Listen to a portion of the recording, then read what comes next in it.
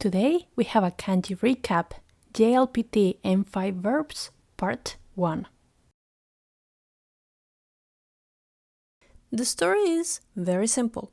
The kanji to enter is an ideogram of an arrowhead indicating to enter. However, there is another theory. The kanji still represented an arrowhead, but more in the meaning of penetrating something, or more like the outside to the inside. There are two main readings. The first one is I, using iru, with the meaning to get in, and hai, using hairu, with the meaning to enter.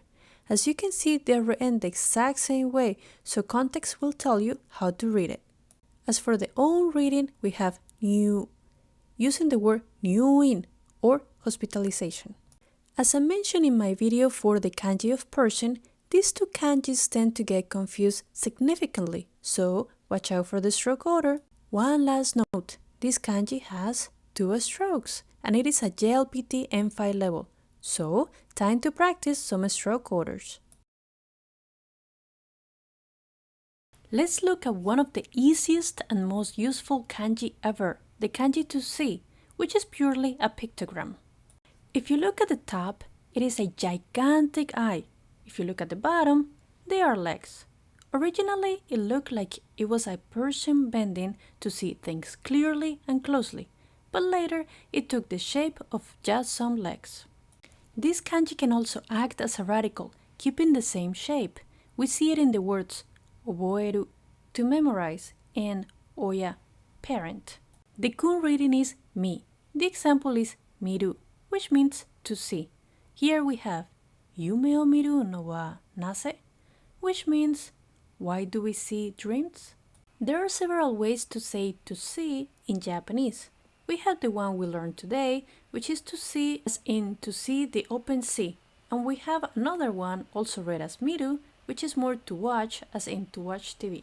The own reading is ken. The example is iken, which means opinion. Do not confuse see with tool. Can you see the difference? It lies in that to see has the legs, while tool does not. This kanji has 7 strokes. Are you able to write a sentence using this kanji? I'll be waiting for your comments. Help! I need to get out! But wait, wasn't that kanji completely different before? Yes, that's right. The original kanji had the kanji we know today as stop on top to represent a foot, and an open enclosure on the bottom to represent a cave. These two together will give the meaning of something stepping out of a boundary. We have 2 main kun readings, de as in deru, to go out or to appear, and da as in dasu, to take out. The sentence example is Oni ga deru ka? Hebi ga deru ka? Will a demon appear? Will a snake appear? Fun fact, this kanji is found in the Japanese proverb deru kui wa utareru. The nail that sticks out gets hammered down. This proverb suggests that standing out too much can invite criticism. The own reading is shutsu. The example I have for you is shusshin, person's origin. Do not confuse. Exit and mountain are similar, though exit does look like a person running away from the mountain. This kanji has 5 strokes, and it is a pretty common kanji to find at any touristic place that has an exit.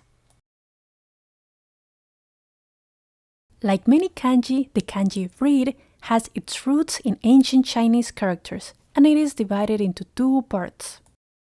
Do you recognize the left? It is the radical for speech. The right? You might recognize it from the kanji to sell, and it was a simplification from the original form. Before we put these 2 together, it is important to mention that the original meaning for this kanji was recitation. Over time, it expanded to reading text. Now, let's go back to the sell piece of this kanji, which served 2 purposes. 1, it acted as the phonetic character. 2, if you think about the original meaning, recitation, it matches to selling a speech. Fun fact, recitations were a big deal during the Edo period, especially for storytelling, so this kanji carries a lot of cultural significance. Pretty cool, right? Kun reading is yo. The example is yomu or to read. The sentence is 文章を読むとき、頭の中で声はする? Do you hear a voice in your head when you read a sentence? The on reading is doku. The examples are 読者, reader, and ondoku or reading out loud. Do not confuse read with document.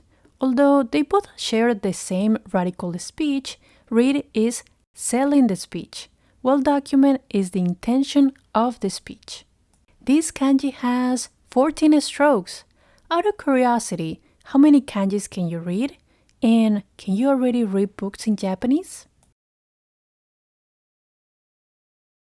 Today's kanji means to talk or a story, and trust me, this kanji has a lot to say. Let's start by saying that the original kanji was a bit different before, until it became the kanji we know today.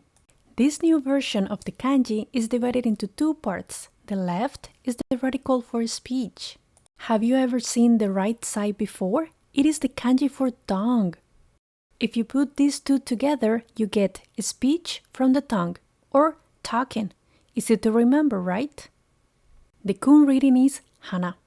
The examples are hanasu, or to talk, and hanashi, or speech. The on reading is wa. The example is denwa, or telephone. The sentence is IP 電話とインターネット電話の違いをわかりやすく解説. A simple explanation of the difference between IP telephones and internet telephones. Fun fact, this kanji does not only mean talk, but it is also seen as a counter of episodes in anime and manga, and it is also read as wa. Some Dragon Ball fans even use this reading as a pun where someone is screaming wa to show their excitement. Do not confuse talk with lively. They both have a tongue, but talking is all about a speech, while lively has the liquid radical. This kanji has 13 strokes, and next time you need to remember it, it is all about a speech in a tongue, together telling a story. Now, I got a challenge for you. What is the meaning of this word? Type it in the comments. Thanks for watching, and if you enjoyed this video, don't forget to give it a like and subscribe to my channel. Yay!